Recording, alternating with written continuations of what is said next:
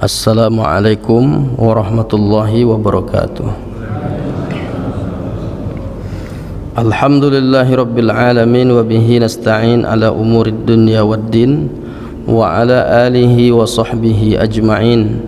Ashhadu an la ilaha illallah wahdahu la syarika lah wa ashhadu anna Muhammadan abduhu wa rasuluh la nabiyya ba'dah.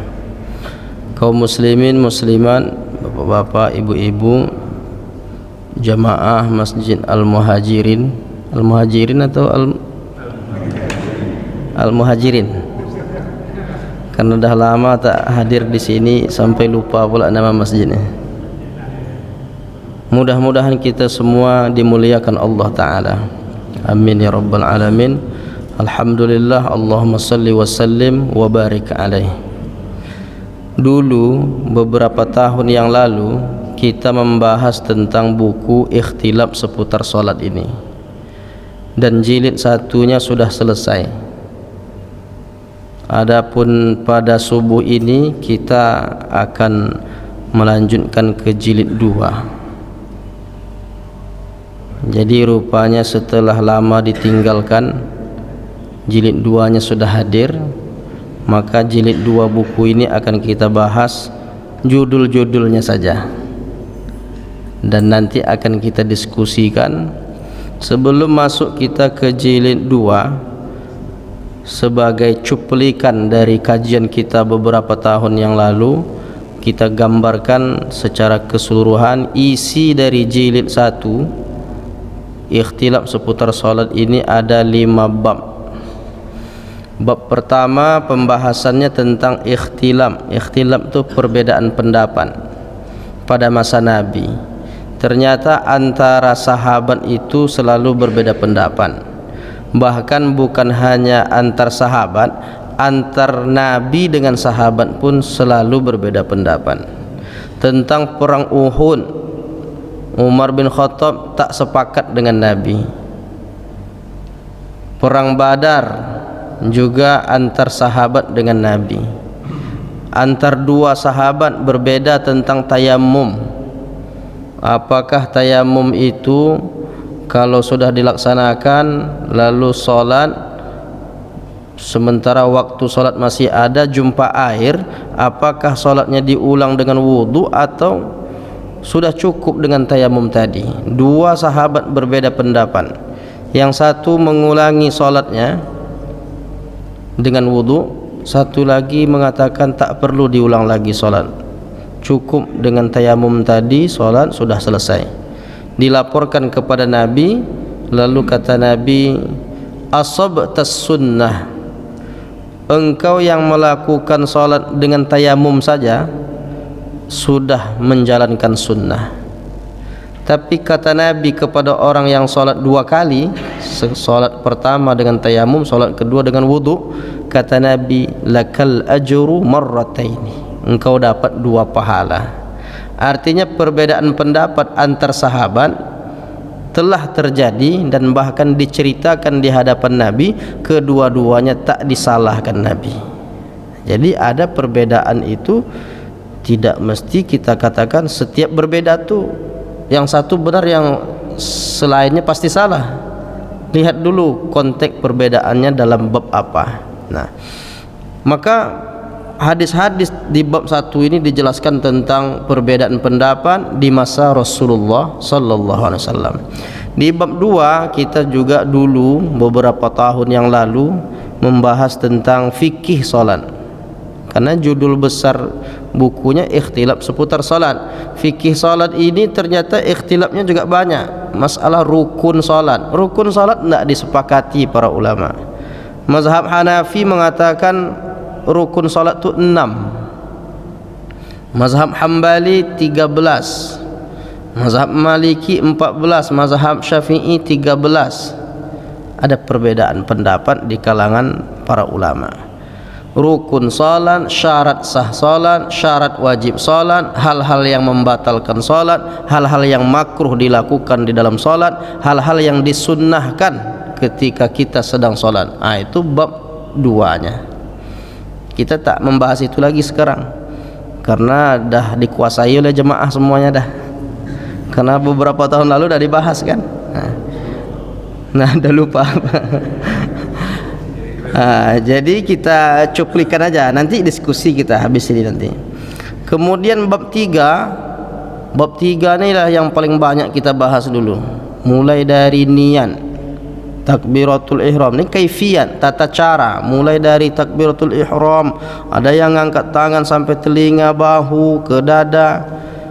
Kemudian dalam masalah takbir itu ada yang Allahu Akbar, ada yang pakai alif lam Allahul Akbar, ada yang Allahu Karim, Allahu Jalil, Allahu Rahman, Allahu Rahim, Allahu Malik, Allahu Quddus. Nah, itu ada perbedaan di kalangan para ulama. Kemudian meletakkan tangan, mazhab Hanafi Hambali di bawah pusar, mazhab Maliki dilepaskan ke bawah, mazhab Syafi'i di bawah dada, di atas pusar. Jadi ikhtilaf itu memang ada dengan dalilnya masing-masing. Kemudian sampailah doa iftitah. Setelah doa iftitah yang ada 12 jenis itu, kita bahas pula di dalam bab 3 ni tentang Al-Fatihah. Apakah Al-Fatihah itu dimulai dari a'udzubillah atau bismillah atau alhamdulillah? Kalau mazhab Maliki, Al-Fatihah itu mulainya alhamdulillah. Kalau mazhab Syafi'i, mazhab Hambali, mazhab Hanafi sepakat memulai Al-Fatihah itu dengan a'udzubillah, walaupun a'udzubillahnya disirkan. Tetapi perbedaannya pada bismillah. Kalau mazhab Hanafi Hambali, bismillahnya sir. Di Mekah, di Madinah Hambali, di Pakistan, Bangladesh, Turki Hanafi, sama-sama disirkan bismillah. Bismillahirrahmanirrahim. Tapi mazhab Syafi'i dijaharkan, Bismillahirrahmanirrahim. Itu mazhab Syafi'i dengan dalilnya masing-masing. Semua punya dalil. Kemudian tentang mengapa mazhab Maliki tak pakai bismillah, itu ada juga dasarnya. Karena apakah bismillah itu termasuk ayat pertama atau tidak?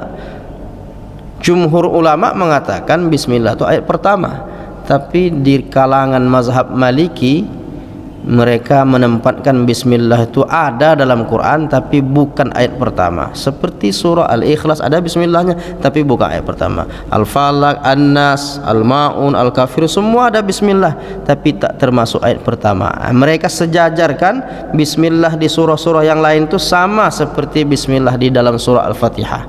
Itu dari kalangan mazhab Maliki, ada perbedaan memang di sana. Kemudian bacaan amin. Amin itu tak disepakati dijaharkan atau disirkan. Hanafi mengatakan amin itu sir. Hambali, Maliki, Syafi'i mengatakan jahar, dikeraskan amin. Kemudian baca Al-Fatihah, apakah dimulai dari bismillah atau tidak? Itu dah dibahas. Ada qisarul mufassal, tiwalul mufassal, awsatul mufassal. Itu untuk ingat-ingatkan aja. Apakah masih ingat atau tidak, wallahu a'lam bissawab. Tapi sekedar mengingat-ingatkan, oh iya dulu rasanya pernah ada. Mudah-mudahan seperti itu. Kemudian setelah baca surah, ruku. Bab ruku ni juga dipermasalahkan tentang lafaz bacaannya. Apakah subhana rabbiyal azimi saja, atau subhana rabbiyal azimi wa bihamdi, atau subhanakallahumma rabbana wa bihamdika allahumma ighfirli, atau subuhun quddus rabbul malaikati warruh, atau Allahumma inni laka raka'tu wa bika amantu wa laka aslamtu raka'a khasha'a laka sam'i wa basri wa mukhi wa mastaqalla bihi qadami, dan lain-lainnya. Banyak sekali redaksi hadis-hadis tentang bacaan ruku. Kemudian setelah ruku masuk i'tidal. Apakah makmum membaca sami Allahu liman hamidah atau langsung rabbana lakal hamdu, atau kedua-duanya dibaca oleh makmum? Sami Allah dibaca juga, rabbana lakal hamdu dibaca juga. Dan bahkan versinya ada lagi sami Allahu liman hamidah, Rabbana lakal hamdu hamdan katsiran thayyiban mubarakan fi. Ada pula hadis yang lain, sami Allahu liman hamidah Rabbana lakal hamdu mil'us samawati wa mil'ul ardi wa mil'u ma syi'ta min syai'in ba'du. Ada lagi sekedar sami Allahu liman hamidah Rabbana walakal hamd. Sampai di situ ada perbedaan bacaan tentang i'tidal. Dan i'tidal ni lumayan banyak perbedaannya. Ada pembahasan tentang kunut subuh di bab i'tidal. Ikhtilaf Hanafi Hambali tidak pakai kunut subuh, Maliki Syafi'i pakai. Ada ikhtilaf itu, ada semua dasar-dasarnya. Kemudian setelah i'tidal sujud, apakah sujud itu mendahulukan tangan atau lutut? Kemudian sujud itu apakah boleh meletakkan siku ke lantai? Apakah sujud itu tangannya sejajar telinga atau bahu? Itu juga dibahas. Apakah kaki ketika sujud itu dipertemukan atau direnggangkan? Dirapatkan atau direnggangkan? Dan lain-lainnya. Apakah kening harus menempel langsung di lantai atau boleh tidak kalau ada penghalang kopiah mukena atau mukena yang sedang dipakai jatuh ke tempat sujud, boleh sujud di atasnya? Dan itu juga dibahas. Dan di antara penjelasannya itu perlu dihindari, khususnya dalam mazhab Syafi'i, orang yang sujud dengan pakaian yang sedang dipakai, maka ketika terhalang keningnya dari pakaian yang sedang dipakai ke lantai tempat dia sujud, bisa membatalkan solatnya. Itu penting juga untuk diingat-ingat. Sampailah setelah tahiyat, setelah sujud, duduk antara dua sujud. Kemudian setelah duduk antara dua sujud, sujud lagi. Cara berdiri, apakah dengan kepalan tangan atau dengan telapak tangan? Kemudian juga dibahas tentang tahiyat, apakah dibaca at-tahiyyatul mubarakatus salawatut thayyibatu atau at-tahiyyatu lillah wassalawatu wattayyibatu lillah, atau satu lagi dalam mazhab Maliki at-tahiyyatu wazzakiyatu lillah, dan beberapa jenis bacaan lainnya. Kemudian yang paling sering dibahas dalam masalah tahiyat ini tentang jari telunjuk. Kapan menunjuknya? Sejak at-tahiyyatu itu sudah nunjuk atau pas asyhadu alla ilaha illallah? Itu dibahas di kalangan para ulama. Maliki mengatakan sejak awal sambil menggerakkan ke kanan dan ke kiri. Hanafi menunjuk sejak awal tapi mengangkatnya kepada lafaz la ilaha turun ke bawah illallah. Hambali mengangkat ke atas setiap lafaz Allah. Syafi'i ketika illallah saja, setelah itu tidak digerak-gerakkan lagi. Itu perbedaan pendapat tentang tahiyat. Kemudian di dalam setelah tasyahud menunjuk itu ada bacaan solawat. Apakah solawat itu menggunakan sayyidina atau tidak? Itu juga dibahas. Hanafi Syafi'i menganjurkan penambahan sayyidina, Maliki Hambali tidak dianjurkan. Ini kan ikhtilaf ulama. Kemudian lagi tentang selesai dia tasyahud, baca doa sampai innaka hamidum majid, Allahumma inni a'udzubika min azabi jahannam wa min azabil qabri wa min fitnatil mahya wal mamat wa min syarri fitnatil masihid dajjal, atau beberapa jenis doa yang lain. Setelah itu salam. Salam itu apakah membalikkan telapak tangan atau cukup diletakkan tangan saja di paha atau di lutut? Di mana diletakkan tangan? Itu perlu sudah pernah kita bahas di sini. Dan salam itu yang paling sempurna assalamualaikum warahmatullah. Seminim-minimnya dalam mazhab Hanafi assalam, dalam mazhab Syafi'i Hambali assalamualaikum, dan hal-hal seputar itu. Kita sudah bahas juga di bab 3 itu tentang zikir sesudah solat, berdoa sesudah solat, bersalaman hukumnya bagaimana.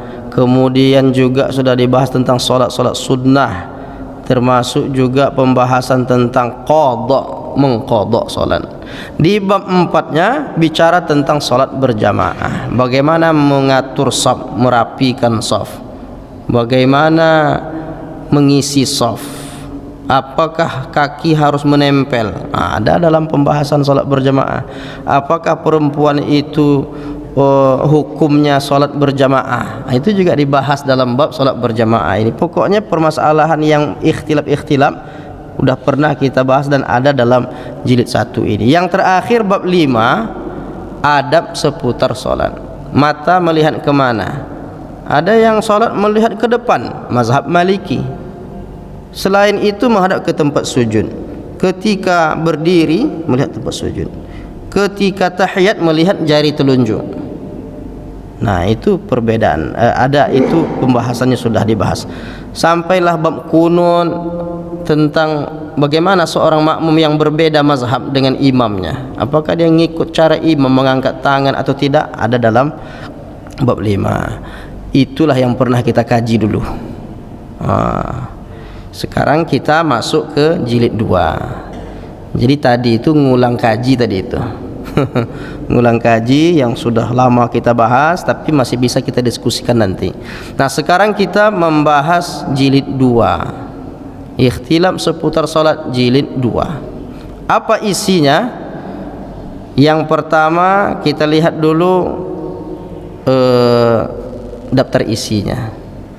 Karena tadi jilid pertama sampai bab 5, maka jilid 2 ini mulainya dari bab 6 karena kelanjutan. Bukunya tak terlalu tebal, lebih tebal jilid 1 dulu, kan tipis. Tetapi babnya lebih banyak, bab 6 sampai bab 11. Bab 6 berbicara tentang sebab ikhtilaf. Mengapa ulama tu berbeda pendapat? Bukankah Nabi Muhammad tu cuma satu? Apakah Nabi Muhammad tu solatnya berubah-ubah sehingga solat ini kok bisa beda-beda pendapat? Nah, itu dijawab dalam bab 6 ini. Dan jawaban dari pertanyaan mengapa, apa sebabnya terjadi perbedaan pendapat dalam masalah solat, ada 8 jawabannya. Apakah mau dijawab sekarang atau tidak nih tergantung nanti ini. Apakah selesai tidak kita membahas judul-judul ini? Kita bahas judulnya dulu, baru nanti kita coba masuk sedikit di bab 6. Yang bab 7, salat dan rukhsah. Salat dan rukhsah ini bicara tentang salat qasar, salat jamak. Berapa jarak tempuh orang dibolehkan dia menjamak salat, mengqasar salat? Apakah orang yang mengqasar salat itu wajib melaksanakan, apakah orang yang musafir itu wajib salat Jumat atau tidak? Itu juga dibahas. Kemudian jaraknya tempuh atau melihat kesulitan perjalanan. Kan ada orang, saya tak peduli berapapun jarak, asalkan sulit perjalanan tu saya jamaklah salat saya. Ada juga yang menilai begitu. Di antaranya pendapat Syekh Ibnu Taimiyah. Tapi ulama mazhab tidak begitu memahaminya. Lihat dari berapa jaraknya, walau bisaatin, walaupun ditempuh dalam 1 jam perjalanan, kalau jaraknya memenuhi syarat, maka sudah boleh diqasar salat itu. Salat yang 4 rakaat dibuat jadi 2 rakaat. Masuk waktu zuhur buatnya 2 rakaat. Masuk waktu asar, salat pula di asar 2 rakaat. Berarti dia qasar saja. Tapi banyak orang memilihnya tidak qasar saja, qasar sekaligus dijamak, maka disebut dengan jamak qasar. Masuk waktu zuhur karena dia musafir, saya buat salat zuhur 2 rakaat sekaligus asar 2 rakaat. Jadi prakteknya gimana? Sengaja aku salat zuhur 2 rakaat jamak dengan asar karena Allah Ta'ala. Allahu Akbar. Salat zuhur dia 2 rakaat, salam. Setelah salam berdiri dia iqamah lagi. Allahu Akbar, Allahu Akbar. Asyhadu an la ilaha illallah. Setelah iqamah lalu dia salat asar 2 rakaat. Jadi ini disebut dengan jamak qasar. Ada juga orang tidak mengqasar, jamak saja. Jamak takdim di waktu zuhur, jamak takhir di waktu asar. Sengaja aku salat zuhur 4 rakaat jamak dengan salat asar karena Allah Ta'ala. Allahu Akbar. Salat 4 rakaat dia salam, kemudian iqamah, dibuatnya lagi setelah itu salat asar 4 rakaat. Bisa dibuat di waktu zuhur, Dua solat itu bisa juga dibuat di waktu asar. Bisa jamak qasar, bisa jamak saja. Dan syarat untuk jamak itu bukan karena safar saja. Adapun qasar mesti karena safar. Nah, itu perbedaan antara jamak dengan qasar. Kemudian di bab 7 ini juga bicara tentang salat yang tidak menemukan alat bersuci, faqidut tahuraini. Nama salatnya, istilah salatnya itu sebagai penghormatan terhadap waktu. Salat menghormati waktu. Faqidut tahuraini, air tak ada untuk berwudu, debu tak ada untuk tayamum. Salat tetap harus dilaksanakan, maka dia salat tanpa wudu, tanpa tayamum. Namun orang yang salat menghormati waktu ini, nanti setelah jumpa air atau debu dia harus ulang lagi salatnya, dan syarat-syaratnya ada beberapa. Kemudian tentang salat dan rukhsah ini problemnya tentang orang sakit, gimana salatnya. Nah, itu masuk juga. Nah, bab 8 tentang salat Jumat. Bagaimana pensyariatan salat Jumat? Berapa orang yang harus hadir dalam salat Jumat? Mazhab Hanafi 4 orang dah sah salat Jumat. Mazhab Maliki 12 orang sah salat Jumat. Mazhab Syafi'i harus 40 orang. Kalau kita dari dulu orang tua-tua kita harus 40. Kalau tak sampai 40 tak sah salat Jumat. Nah, itu karena mazhab Hanafi. Mazhab Syafi'i maksudnya. Mazhab Syafi'i dan mazhab Hambali sepakat dalam masalah 40. Walaupun satu lagi pendapat dalam mazhab Hambali 50. Jadi mazhab Hambali itu dua pendapat, 40 atau 50. Nah, jadi itu ada rukun khutbah banyak. Kalau mazhab Syafi'i 5 rukunnya. Kalau mazhab Hanafi 1, mazhab Maliki 3. Nah, jadi itu memang perbedaan pendapat itu ada. Kemudian dalam masalah salat Jumat ini apa hukumnya? Apakah orang tetap wajib salat Jumat kalau bertemu dengan hari raya? Hari raya Idul Fitri atau Idul Adha bertemu di hari Jumat. Apakah salat Jumatnya tetap dilaksanakan atau boleh tak salat Jumat? Nah, itu dibahas juga. Dan kita selesaikan sampai bab 11 ini, baru habis itu kita diskusi. Bab 9 tentang salat tarawih. Salat tarawih ini banyak permasalahannya. Kapan dia disyariatkan? Apakah Nabi melaksanakan salat tarawih? Atau kalau disebut Nabi tak salat tarawih, apakah berarti yang kita lakukan itu kekeliruan atau bagaimana? Nah, ada pula yang mengatakan Nabi itu salat tarawih tetapi cuma 3 malam. Malam keempat Nabi tak keluar karena Nabi khawatir nanti diwajibkan. Makanya banyak orang kita malam pertama, kedua, ketiga ramai di masjid, malam keempat itu berkurang. Kenapa tak datang malam keempat? Ngikut sunnah Nabi katanya. Itu bisa juga orang memahaminya seperti itu. Makanya perlu didudukkan tentang pensyariatan salat tarawih. Mengapa di sela-sela salat tarawih itu ada salawat?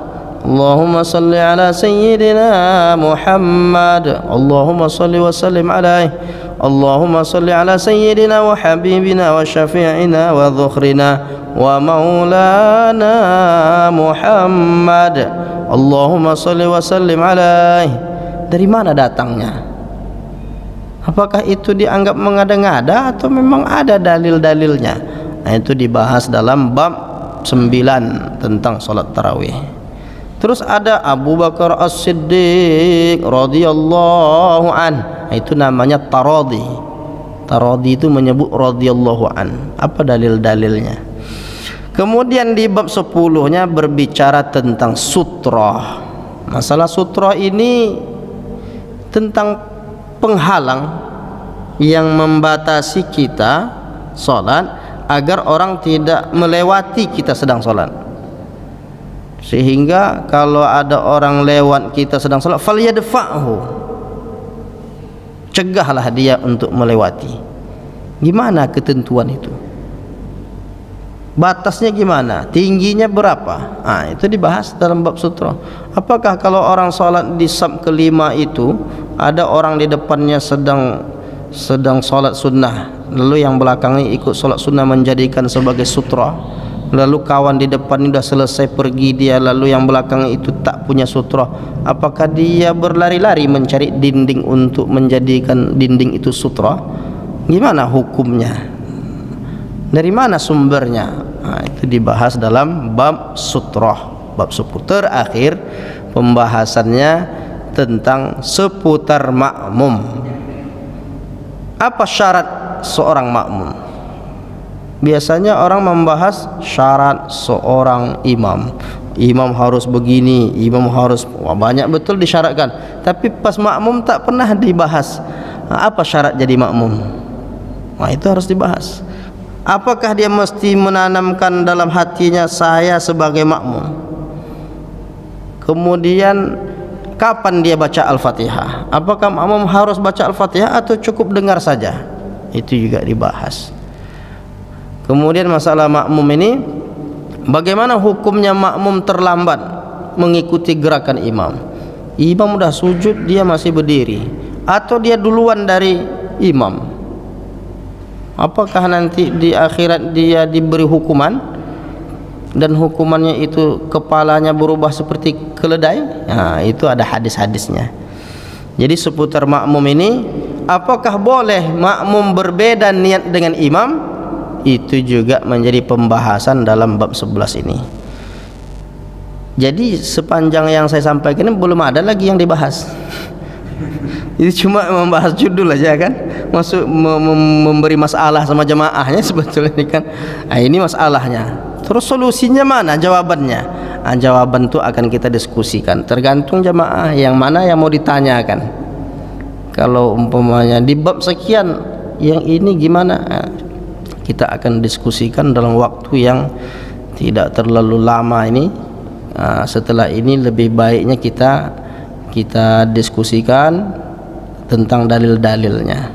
Kalau ini kita baru sebatas membacakan daftar isi dan menggambarkan isi dari judul-judul itu. Silahkan, ada yang mau didiskusikan atau tidak?